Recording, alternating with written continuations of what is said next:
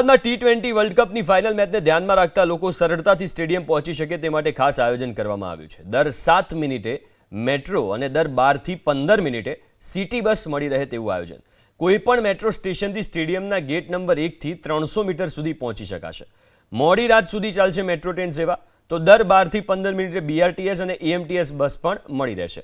Match પૂર્ણ થયા પછી પણ ગંતવ્ય સ્થળે પહોંચવા માટે રાત્રે 2 વાગ્યા સુધી લોકલ ટ્રાન્સપોર્ટ એટલે કે જે AMTS છે, BRTS છે, મેટ્રો છે ઉપલબ્ધ રહેશે। અમદાવાદમાં T20 વર્લ્ડ કપની ફાઇનલ મેચને ધ્યાનમાં રાખતા લોકો સરળતાથી સ્ટેડિયમ પહોંચી શકે તે માટે ખાસ આયોજન કરવામાં આવ્યું છે। દર 7 મિનિટે મેટ્રો અને દર 12 થી 15 મિનિટે સિટી બસ મળી રહે તેવું આયોજન।